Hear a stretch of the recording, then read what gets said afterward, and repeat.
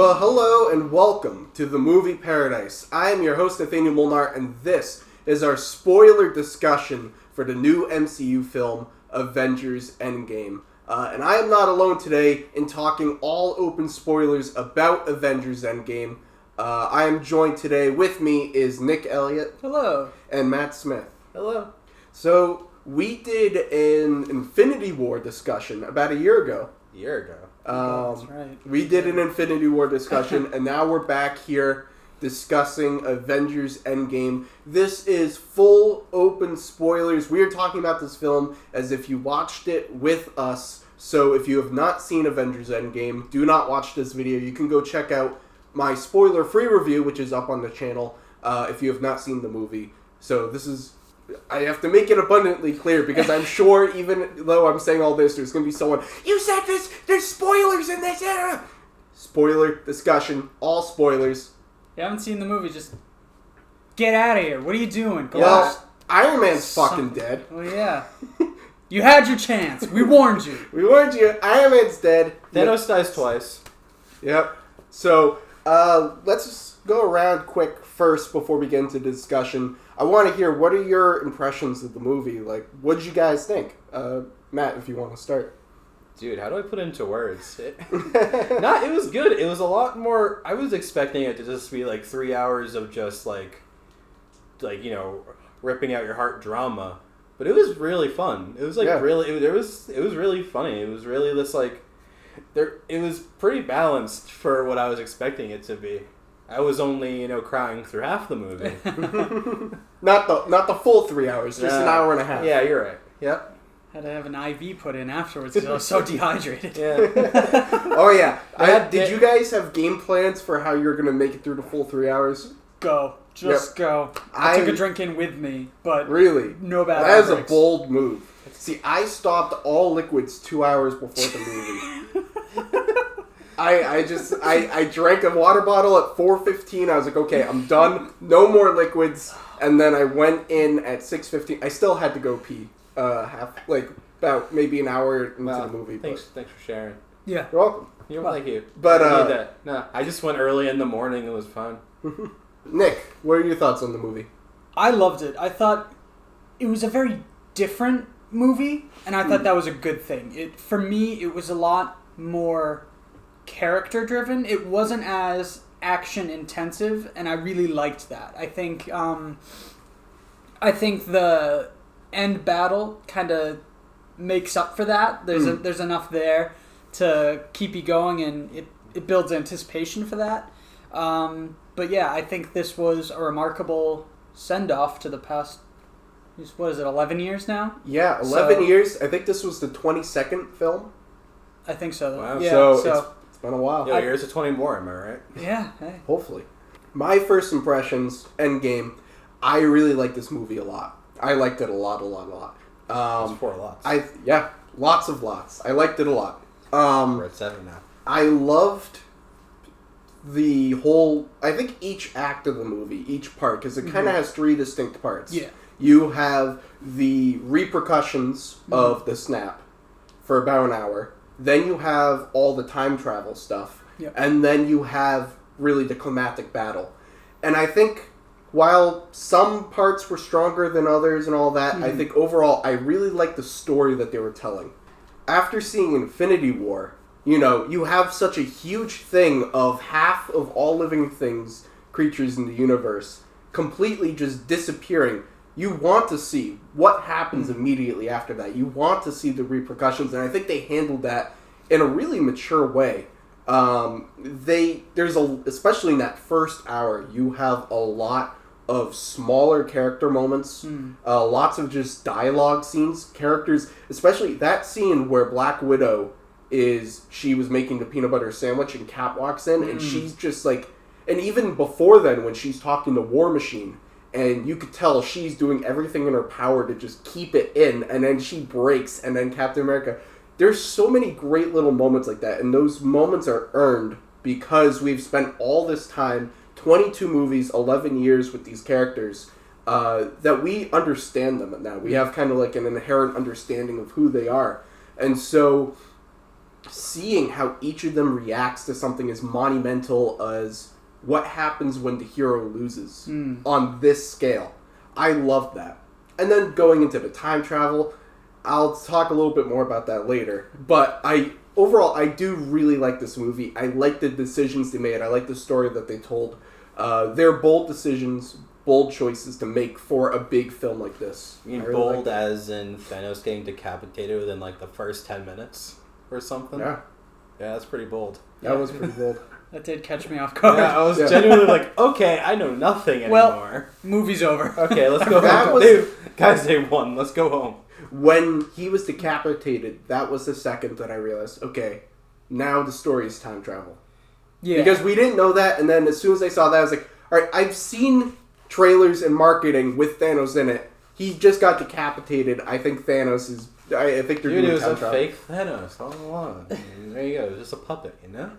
Now, talking about the time travel.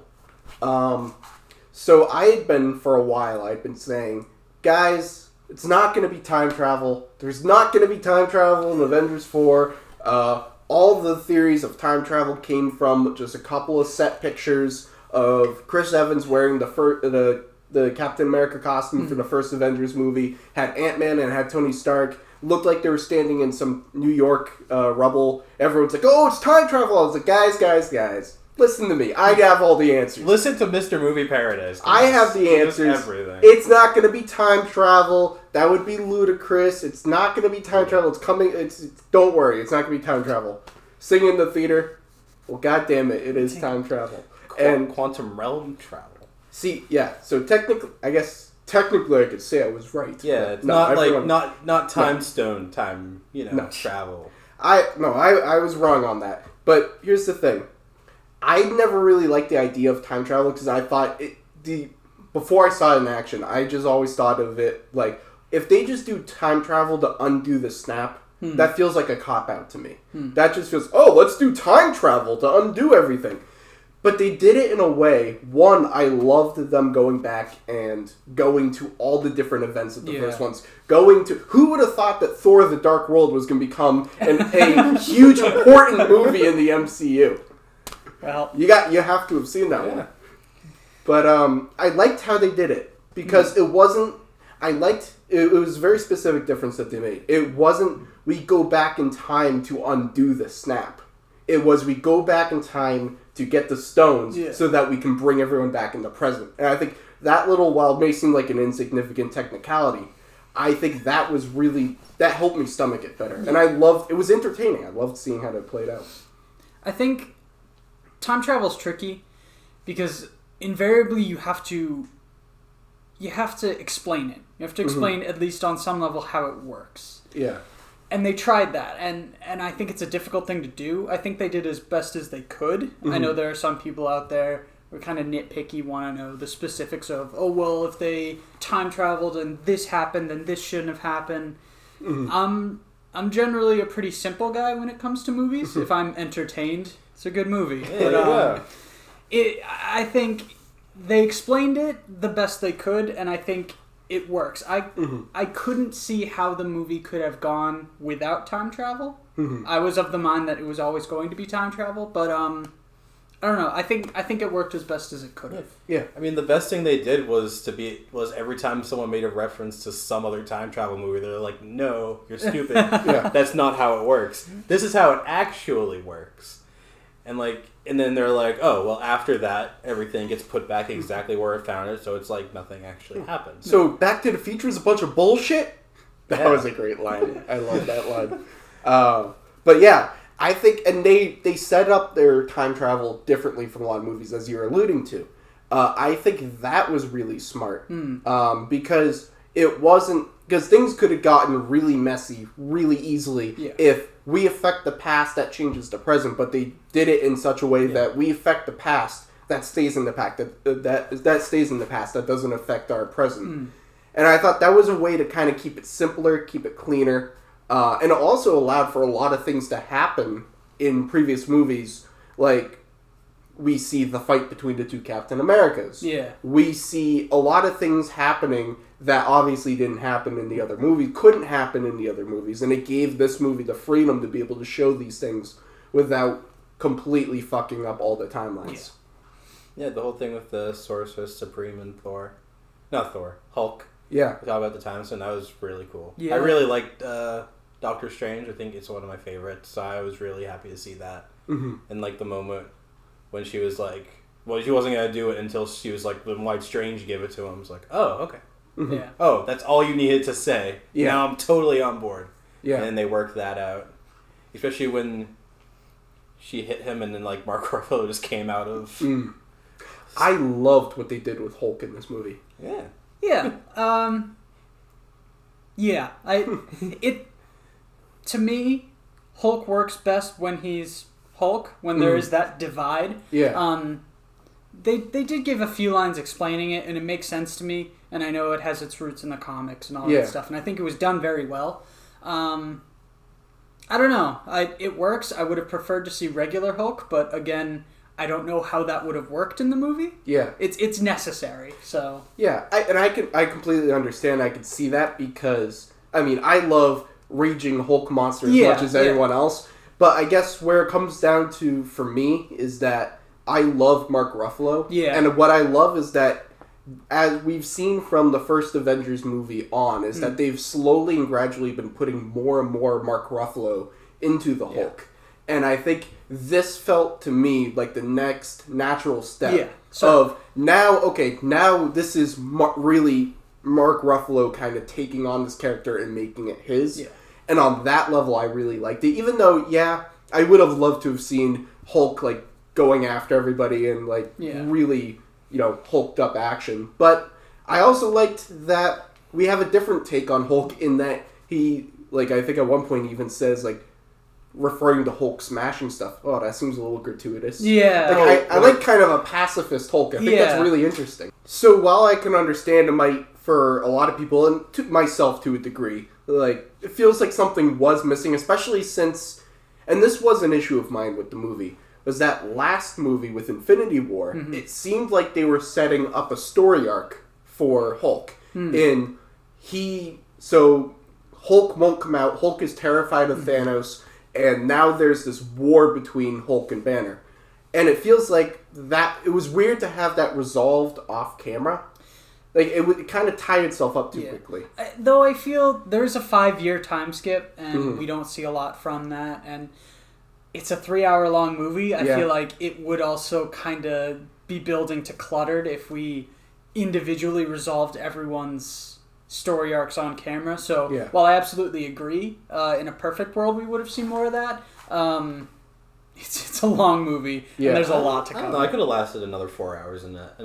I could have had another hour in that theater if they wanted to do more. I don't know. I feel like when you have a 3-hour movie, like what have you already cut out to get down to 3 hours? Yeah, like I mean, and I didn't even consider that. I was just like, oh, okay, he's there now. I really liked Hulk in it. I liked when he went back in time and he saw his old Hulk from a few years ago. I was just like ashamed of it. And then when he like half-ass like effortlessly like destroys a car.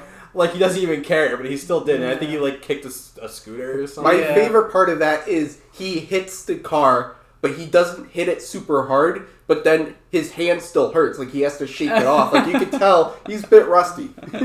Like, I love that. And that kind of plays into the idea of pacifist Hulk, which I think is just, that's an interesting concept to me. And so, it felt a little bit, and I understand, it is a 3-hour movie. There's so much going on. You can't pay attention to every little detail. It did feel, on one level, it felt a little bit anticlimactic to set up what seemed like could be a further storyline and character arc and then immediately resolve it off camera. But at the same time, I love what they did with Hulk in this movie. And there's so many other things that they had to do and show us that I was fine with it. Speaking of interesting character arcs, Thor, they do some really interesting things with Thor in this movie. Plays Fortnite. He does play Nude Master 69. I am the god of thunder. Yeah, I groaned a little bit. I was like, so that really dates this movie. my thing with that is, I like the concept. Mm-hmm. I like the idea of it. I don't really like how it was executed. Don't get me wrong, Chris Hemsworth is an amazing actor, and I think he did phenomenal. It seemed to me like it was played off for laughs more than it should have been. Mm-hmm. It seemed like they were going a really, kind of severe arc with Thor, and the feelings of like regret and almost trauma that he has. And it feels like that was kind of played as a joke more than I think it should have been. I think if they were going to go that route, they should have maybe gone a little bit deeper with it, I think like the weight gain and stuff, like all that, again, totally fine with it, but his weight was more played off as a joke more than I think it should have been. But see, I agree with you there, but I do think the characters, I think they might have made one or two more jokes than they needed to. Yeah. But when you look at the characters who made the jokes, that fits with their character. Like Rocket making a joke about that, certainly. That's consistent with Rocket's, who Rocket is. I think Iron Man made a joke. That's consistent. We haven't seen Don Cheadle or as War Machine make too many jokes, so when he did the Cheese Whiz line, I was like, okay. So, but I do love the direction they went in, and I just love that his physical appearance kind of took on where he was at emotionally. Yeah. And I loved how defeated he became. Yeah. I don't know. It worked for me on that level. I agree. A couple jokes too many. Like, all right, we get it. He's fat. Yeah. Let's move on. But, I think for what his character was, especially when he has a scene where he's talking to his mom. Yeah. It all works so well. And when he gets the hammer, Mjolnir, he gets it in the Thor: The Dark World timeline, and he goes, I guess I am still worthy. Yeah. That was a great moment. Yeah. That was a great moment. I like the sudden realization, oh, my hammer's still here. Let me go grab that while I'm here. Yeah. Seemed like an afterthought. It's no longer destroyed. Yeah. That to me kind of seems like another demonstration of his growth. Before, his hammer was his everything. And so now that he's back in the past, it almost seems like an afterthought. Oh, wait, maybe my hammer's still here. Yeah. And he goes for it. So I thought that was nice. Yeah. And there, that whole second act of the movie, there were so many great other character moments. The first act is full of great character moments, but this is also great. We have Tony Stark talking to his dad. Yeah. We have Cap not talking, but looking and seeing Peggy, which sets up what happens later in the movie. We have Thor with his mom. We have a lot of these great moments that really feel like they're kind of closing off chapters of these characters' lives. And I think really this is a movie about figuring out and learning how to move on from people. Yeah. And I think that's a consistent theme throughout this movie, is being able, coming to an emotional place in your life where you're able to move on and deal with death.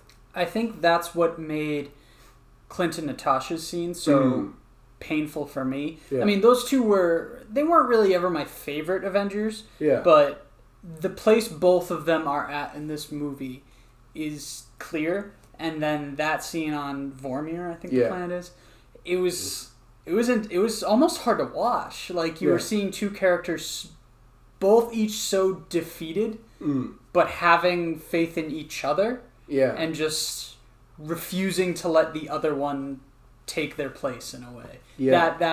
That kind of made it tough for me, because I mean, they've been linked, I guess, since the first Avengers. Mm-hmm. So they're BFFs, they're friends. So I don't know. I think that was another really good character-driven moment where you can see, Clint actually just break down for a second. That was tough. And it was just an interesting contrast to the same scene we saw in Infinity War. Yeah, where it played itself out differently, and it was because they both loved each other in Endgame. They both loved each other so much that they were sacrificing each other. And in Infinity War, it was about Thanos loved Gamora, but he knew she has to die for so it was a selfish love in that, whereas it was a selfless love in this. And I just love larger than that, what they did with Hawkeye in this movie. Yeah. Where he kind of becomes Ronin from the comics, and he just... From the opening scene, I thought it was genius to have the opening scene be him watching his family get dusted.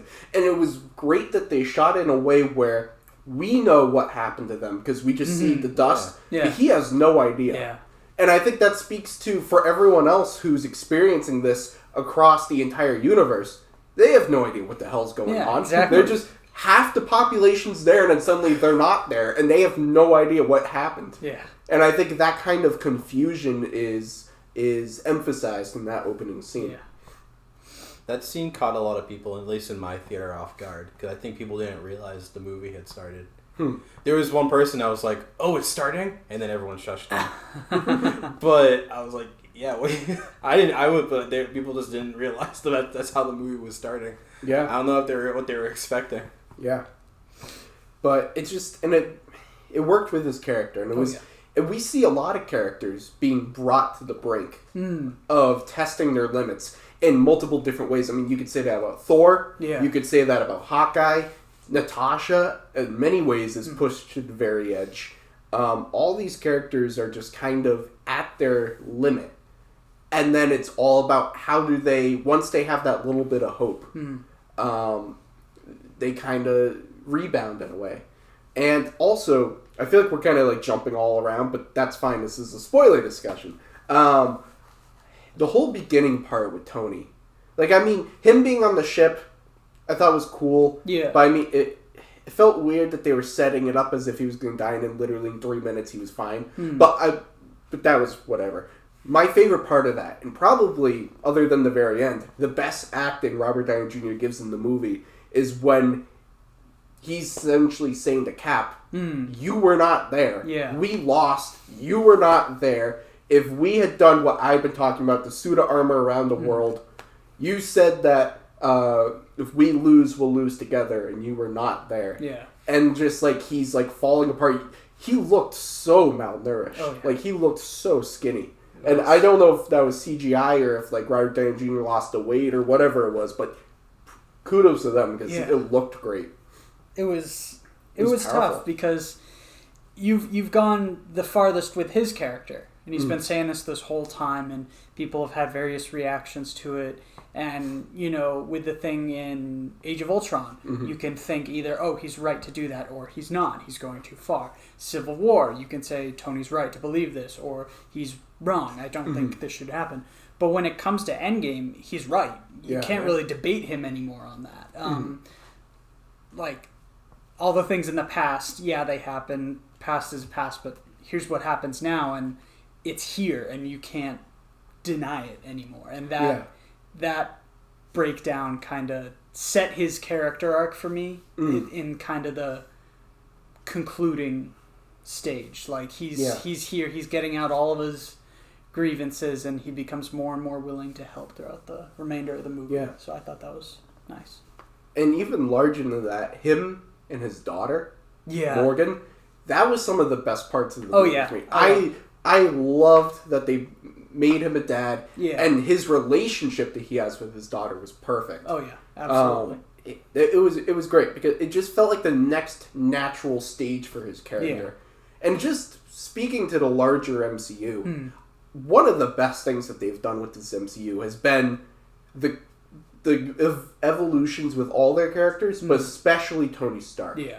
Where he starts at the very beginning of first Iron Man to where he ends at the very end of this movie, and how he grows and evolves with every single movie. I think that's really something special that they've done, and I just loved his relationship with his daughter. And it made sense because when I was watching it for the first time, and they're coming to him and said, we could do time travel, we have the time heist and everything, and he says, nope, don't want to do it, want nothing to do with it. My first thought was, why is he being, like, he's Iron Man, he should be, like, jumping at the bit. And then I started thinking, I'm like, it makes sense.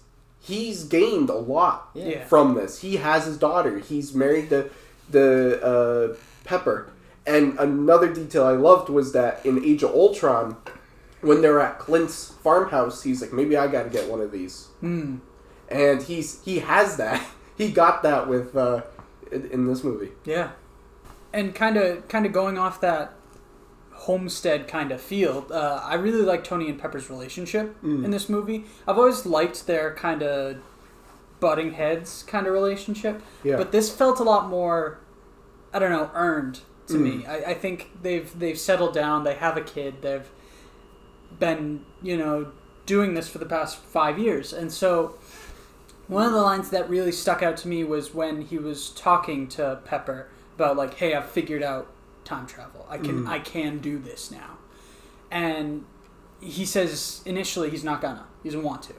And he said I think he said something like delete the file and go to bed. Yeah. And she asked him if he could rest. Yeah. And I love that. That almost gave me chills. Yeah, like, when I heard that. And then that's wrapped up at the end of the movie. And that was one of the most beautiful parts of that. And I think that is a great culmination to Tony's character, because so many times in the MCU he says, "Oh, I'm going to hang it up."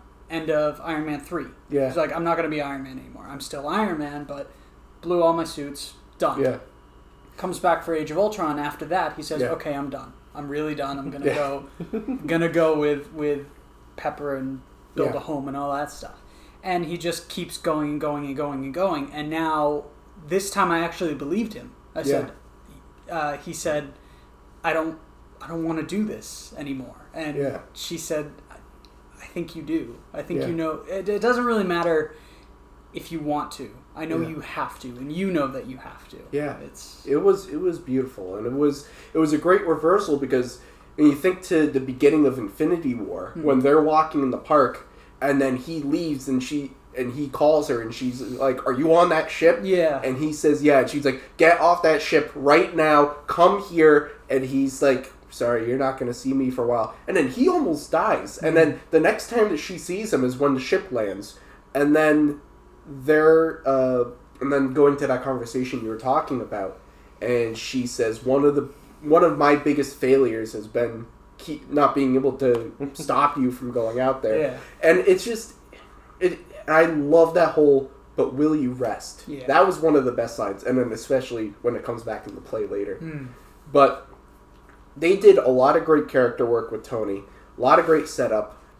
Let's talk about the third act. Yeah. Wow. Alright. First of all, you have a great battle with Thor, Captain America, and Iron Man versus Thanos. Yeah. Captain America gets the hammer. Does it make any logical sense? No. Was it awesome? Fuck yeah, it was. I think it makes sense. Yeah. Well, there was a whole scene where they're all trying to lift the hammer in Age of Ultron. But what has Captain America done since then that makes him any more worthy? He's always been worthy, I think. How was he not able to lift the hammer? I think he could. I think he's just too nice of a person to show up Thor in the middle of them just sitting down having fun. I think he knows that. I think he's always been a good man. That's his character. That's what the Doctor said in the first Captain America. That was his thing. And one thing that I've been thinking of is Captain America's growth throughout the MCU isn't as pronounced as, say, Tony Stark or Thor. It's a lot more external. He's dealing with the world around him rather than him dealing with himself. Yeah, that's a good point. I'm of the belief that he was always worthy enough to lift Mjolnir. I think he didn't because he's just a sweetie and a nice man who didn't want to be like, "Oh, I've made you redundant now, Thor, because I can also do this." I think he didn't know he was worthy. He could budget, and he was like, "Oh, okay," thought about it and just didn't. And I think at the end of the day, I think it makes sense. I think he was always worthy. I mean, there's precedent in the comics for it. Is it a little fan servicey? Yeah, but I think it's well deserved. There's a lot of good fan service in this whole movie. We've waited 11 years to see some of this stuff. I think we can deal with an hour of fan service. Yeah. Yeah, no, I love fan. I mean, I think fan service is great as long as it fits. And I thought this was great. Like that, my theater erupted when that happened. Oh yeah. And I love those type of moments. Going on about fan service. So fan service inherently is not bad. No. I think many times we see fan service used in a bad way, in that it doesn't make sense, it doesn't fit, something happens and it feels contrived just so that it's there for the fans. But I think this whole movie is a great case of fan service. I mean, yeah, Captain America picking up Mjolnir, that was fan service. Yeah. But it fits and it works and it was great. One movie that comes to mind when I think of fan service done wrong, if we're keeping on the Marvel track, is The Amazing Spider-Man 2. How they have just so many bits of like, and then this villain's going to show up later, this villain, and then this one, and it doesn't feel right. But here, we've seen these characters interact for so long. We've seen all this stuff. I think every bit of fan service, Captain America lifting the hammer, Iron Man with the stones, all that stuff, it feels earned. It's right. So I agree that it is fan service. It's totally fan service, but it's certainly earned. I think it feels right. Yeah, I mean, you can use fan service as a crutch for a bad movie. Yeah. That happens all the time. Then I think that's probably where, it gets its sort of negative connotation from. Like, it's just fan service. Like, it's easy emotion. But, like, okay, but it can be really cool. And can be really awesome. And, you've kept with characters for 10 plus years. Here, you deserve it. Congratulations, you did it. When he was using Mjolnir with the shield in tandem. Yeah. When he was he was hitting the shield with it. Yeah. And it was like bouncing back and forth. So, okay. Little sidetrack story. So when I was going to see it on Thursday night, I was in the mall that at home that I usually go see movies. Mm-hmm. I was passing by the Five Below that's right across from the theater. And they had, you know what I'm talking about. I know that mall. They had some Avengers stuff, and they had hats. Like, they were selling $5 Avengers hats. And I was like, oh, shit, all right, I'm going to go get one. So I went and got a hat, and I had it with me in the theater, and I wasn't wearing it because I like to wear hats backwards, and it wasn't working with the back of the seat. Yeah. And I don't like wearing hats forwards because then it blocks off some of my vision. So I had it in my lap while I was watching the movie. I cannot tell you how many times throughout the movie I was gripping the hat and essentially wringing it out. And that whole Captain America part, I literally was gripping the hat like this the whole time, and I was just like, watching this. Is that the same hat you were wearing during your spoiler-free thing? Yes. Okay. Because I saw you wearing the hat. I was like, oh, that's weird. Yeah. There was another thing. It was during the fight after a bunch of stuff had happened. I can't place exactly where because I've only seen it the one time, but I saw it with my cousin. And as the thing was going on, it was kind of slowing down. All the heroes were showing up. I think it was then. And I lean into her. I'm like, he's going to say it. He's going to say it. They say the line. The delivery was amazing. I think that was another fan service moment that was completely earned. Yes, and I loved how he said it, too. I've heard some people say, like, I wish he'd, like, belted the whole thing. I was like, no, it was perfect. Avengers! Assemble. Yeah. And then everybody runs. Well, the whole setup of that whole battle, you just have, first of all, that shot of Captain America standing there, the entire army is there, and you know, even if nobody else showed up, Captain America would have run into battle, and he would have died probably in about 5 minutes, but he would have gladly have done it, and he would have done it nonetheless. And that just speaks to his character. He was ready. He was absolutely ready to do that. And then, Captain, on your left, the first portal opens. And the theater I was in just went nuts. Oh, yeah. And then all the portals opened, and then you see the scale of this battle. It felt very Lord of the Rings to me. Like, it had such a strong Lord of the Rings feel.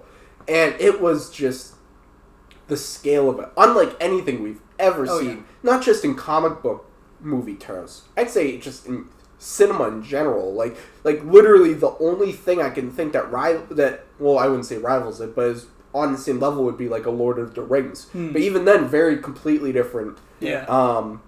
And that tracking shot, when the battle first broke, it was very Civil War-esque. Yeah. Where it starts going to everybody, but it's even probably double the length of that first tracking shot in the Civil War airport scene. I couldn't believe what I was seeing. Just everybody fighting. Everyone is here. Yeah, literally. It's the idea that, like, the first Avengers movie came out, and we've only seen the core members of the Avengers. So it's like, man, they got everyone together for this one movie. And then you go and you go and you go, and you get to Endgame, and they said, well, everyone's going to be there. It's the end. And I was like, all right, that makes sense. But hearing that and seeing it is completely different. Seeing everyone there is amazing. I have heard... I saw the movie twice. I never saw it, but I've heard Howard the Duck is in the fight somewhere. Oh, yeah. He's like in the background, kind of like behind, I think it's like the Wasp or something. He's just hanging out. Yeah. I don't know what he's doing his best. Yeah.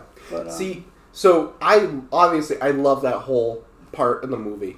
My one thing is that I feel like it could have been longer, and my one issue is that the battle is so huge in scale, and we get all that set up, and then it focuses on a very small part of it for the whole thing. And I feel like even if it was just a few shots, I wish we could have gotten more, like, reaffirming the scale of it. Because there's, that, like, this is the battle. What we see is, like, that. And we know that all this is happening around it, but we don't see it too much. I wish maybe just a couple of shots of, like, all the sorcerers fighting the Black Order, or you had he has Guardians fighting some of the cannon fodder or whatever. Just a few shots of those, just to really keep in mind, hey, just so you know, this is the full battle. It's not just that. I wish we could have had a little bit of that, but other than that, it was incredible. Another thing that now I'm backtracking, but going back to kind of like fan service and comic parallelism, Hulk holding up the Avengers compound, because that's a thing from the movies. Hulk holds up like a whole mountain. Yeah. With all the like, I forget what comic it's from, but I remember reading that. Yeah, like he's doing that, and that caught me in the theater. I'm like, it's not the same, but it's what he's doing, and the Captain America standing up to Thanos and getting his shield broken. Him taking the hammer. All these things have like their roots in different comics, and it feels good to knowing you could have not read a whole any comic, seen all the movies and come into this and felt how I felt. But having read comics, it is that fan service that kind of ties it all in together. Like, hey, we know, we get it.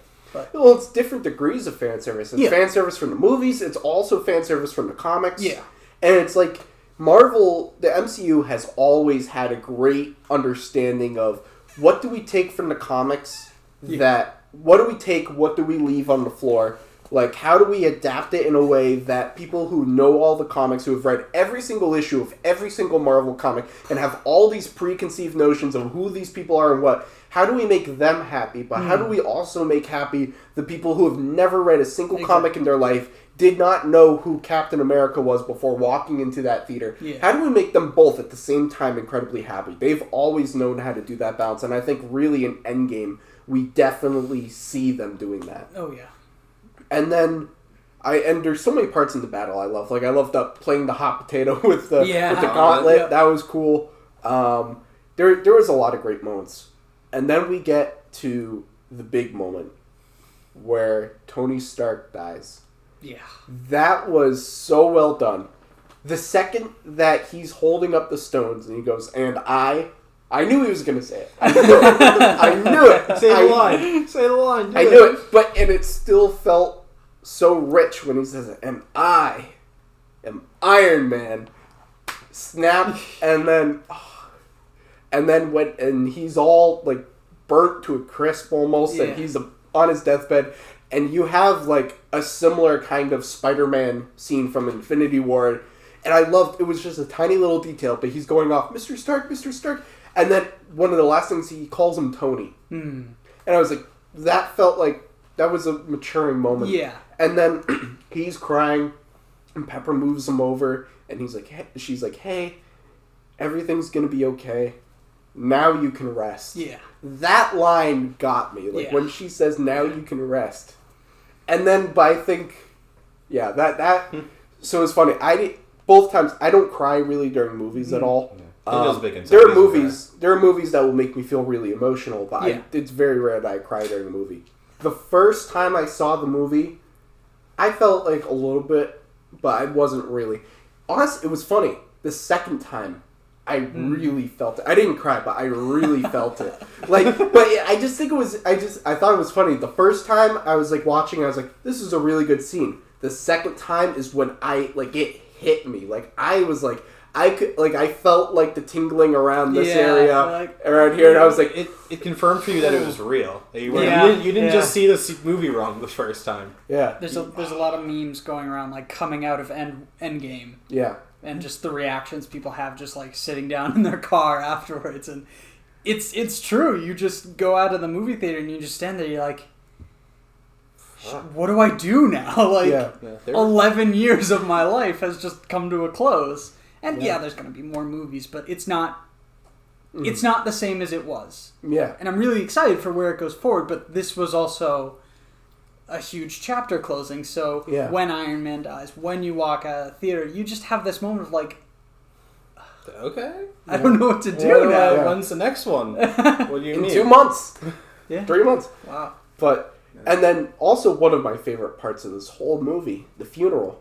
And that shot, the tracking shot where you have every single person there. And what I love is it was obvious they were all there. Yeah. All the actors were there. They weren't green screening, trying to CGI in people. They were all physically there. Yeah. And I think that added to the specialness of it because it was this feels good.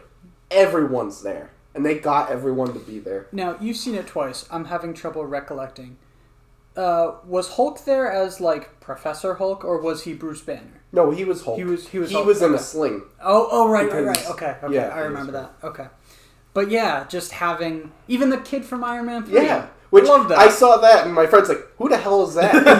And we looked it up later, and we were like, oh, it's that kid. I saw it, I'm like, aw. Yeah. Remembered. Yeah. Yeah. That was awesome. It's just everyone, he's kind of... I mean, really, he was the linchpin of this whole... universe. He brought everyone together, so that was a great send-off. And where is Natasha's funeral? That's true. They had it they had it off screen. They were like, I can imagine the funeral. They're all there, and they're like, "We're here to remember the memory of Tony Stark and Natasha Romanoff, and we're here." Natalia. No, they couldn't say she was going to blow her cover. She's undercover, working for Red Skull now. Anyway. No, I loved how at the end of that tracking shot, it was like Nick Fury.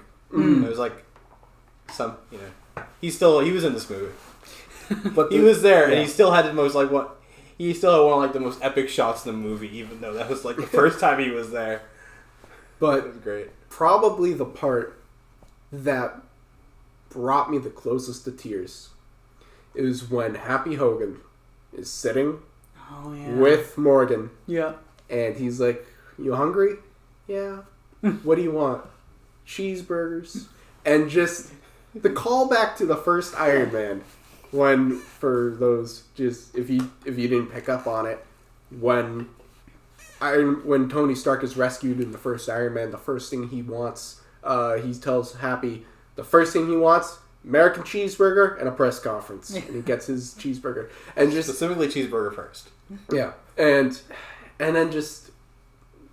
Happy's face, and he's like, your dad liked cheeseburgers, and then he like holds her close, and he says, I'm getting chills talking about it now, and he's like, I'll get you all the cheeseburgers you want. Like that was beautiful, just beautiful, and there's a couple just lines like, now you can rest.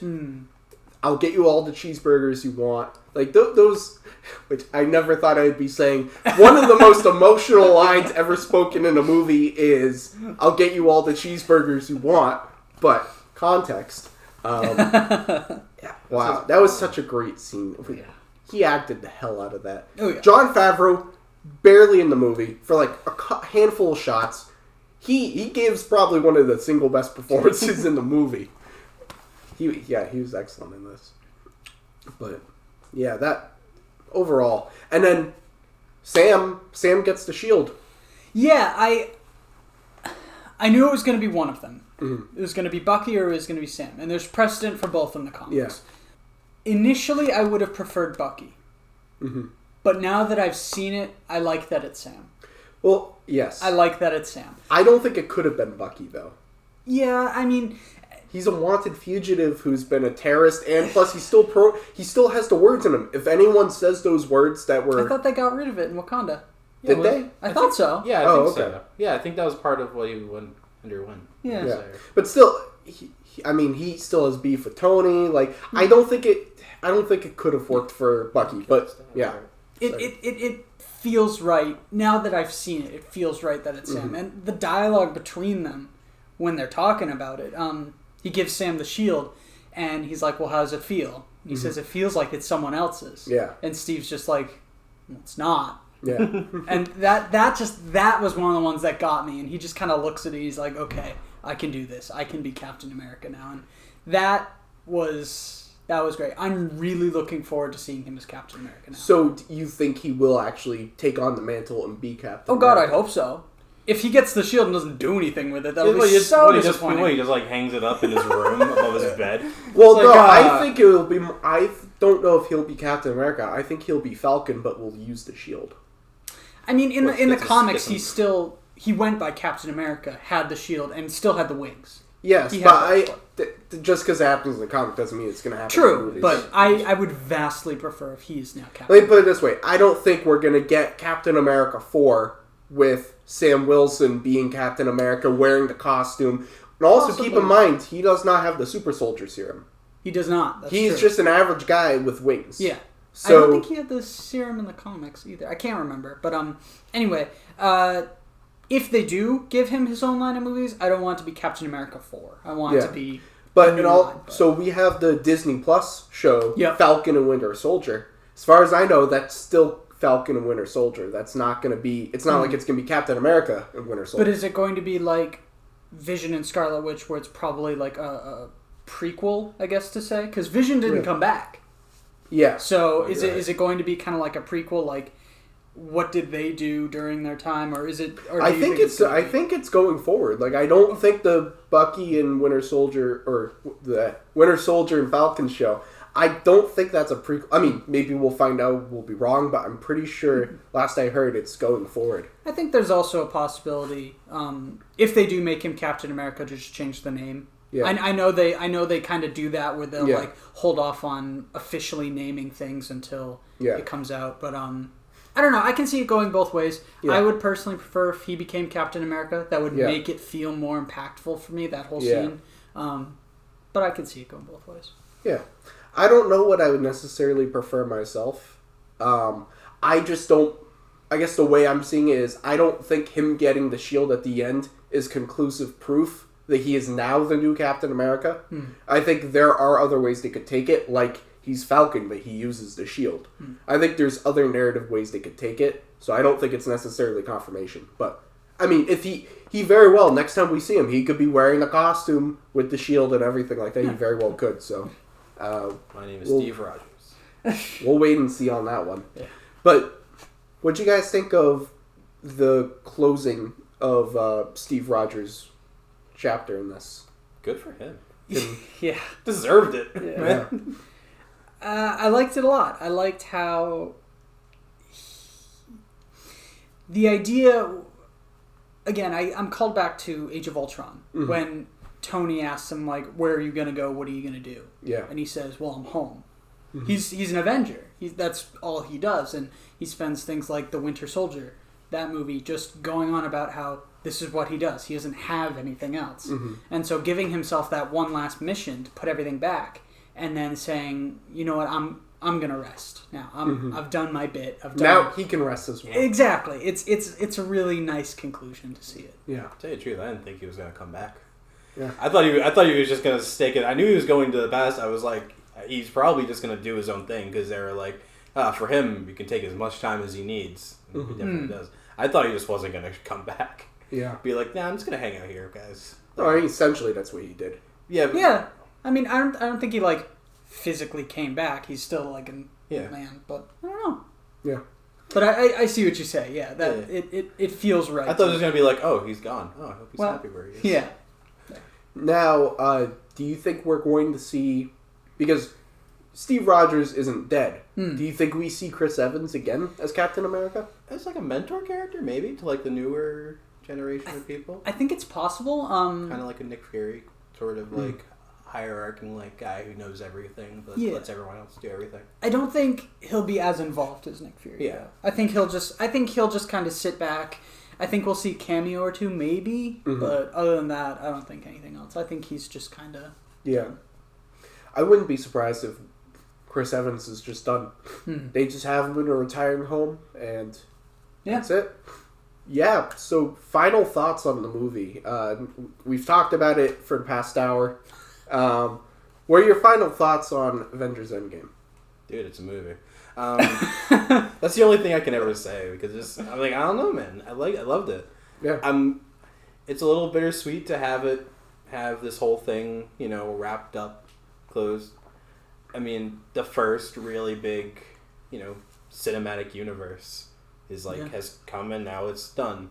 Well, I mean, this chapter, the first season. Yeah, I mean, if you're gonna look back in in your film history 4 or whatever, and you think about like movie history, you're gonna be like, this was the first big, full circle, I think they're calling it like the Infinity Saga or something like that, where it's like you look back, you'll be able to look back at this very distinct start and stopping point. Yeah. In movie history, and I think that's a bit big. I think that's what makes it good, because obviously there's like a business side to everything, and like of course they're gonna still make Marvel movies. They're making a bajillion dollars, but it's the idea that and they say it a lot in the movie, like part of the journey is the end, and this is very conclusively an end. Like there's even no end credit scene. Yeah.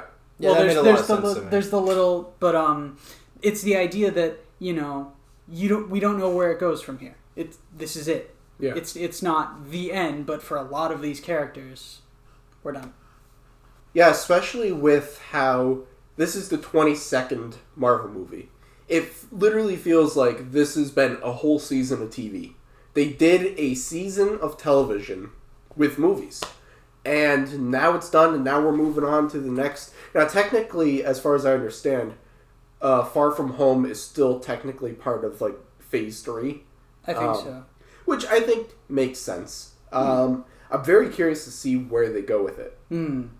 Especially now that... Because I remember hearing a long, long time ago, like before Infinity War came out, I remember Kevin Feige saying that Far From Home starts minutes after the end of Endgame. And now I understand, it probably takes place with that scene of Tom Holland and, Peter Parker and Ned meeting up and talking. It probably starts right then and there, and then it goes through. Yeah. Cool. So I'm very curious to see where the story goes from there. And so going back to Endgame, my final thoughts. Very satisfying movie. Oh, yeah. I think I prefer Infinity War just a little bit better. I think I do. I think I prefer Endgame a little bit better. But yeah, I think I liked a lot of what they did. Even though there were things in there that I said wouldn't happen, and I said I wouldn't like, that I didn't want them to do, they did them in a way that I was okay with it. I have some nitpicky problems here and there, but for the most part, I really enjoyed this movie. A lot of great character moments, a lot of great action scenes. It's a really fun movie. And it is a fantastic end to the Infinity Saga and this section of the MCU. So that has been our spoiler discussion for Avengers Endgame. Once again, I am Nathanael Molnár. I'd like to thank my panel for being with me. Matt Smith, thanks for being here. Hey, you're welcome. Nick Elliott, thanks for being here. No problem. I was here. So make sure to like, comment, subscribe for more content, and be sure to follow us on all of our various social medias at Movie Paradise 99.